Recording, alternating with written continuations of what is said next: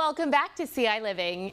Kayla Buck and Emily Blum are here from the Wildlife Medical Clinic at U of I to tell you more about what the clinic does. Thank you for being here.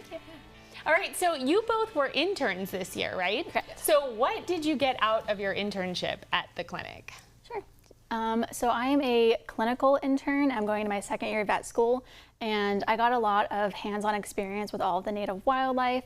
I think the thing I took out most from it was being able to advance my medical knowledge and experience, and just being able to come up with treatment plans and just know what kind of medications and what we can do for all these patients that come in.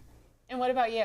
Yeah, so I'm actually a summer intern with our ambassador animals, who are all wildlife who have either behavioral or physical injuries that prevent them from being released. And so we use them to reach out to the community and do a lot of education about conservation. And so I think I've just learned a lot about conservation and becoming more confident in talking to my community about it.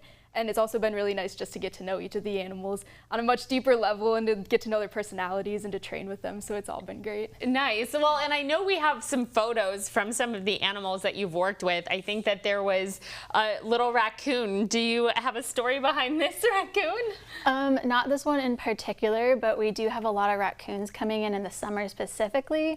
And it's just a lot of fun to interact with them and get them up to weight so that we can transfer them to another rehab facility that gets them ready to be raccoons, right, and go out into the wild. And so it's nice to be able to help with that progression into the wild. And I think we also have a photo of a possum. So what do you do with the possums that come in? That is such a cute little baby.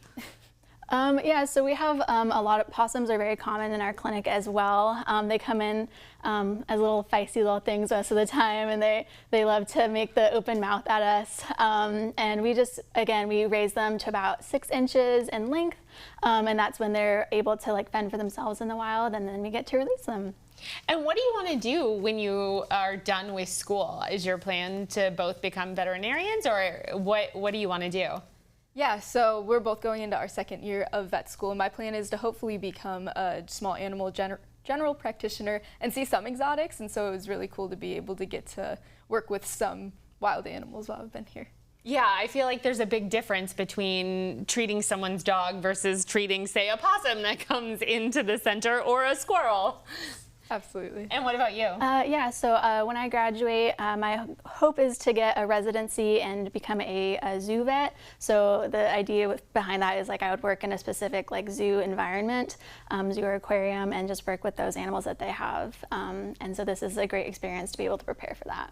And is there a difference in training for zoo animals versus aquarium animals? There is, in a sense. Like you would do most of your internships and residencies post-grad like in an aquarium versus like the animals that you want to work with.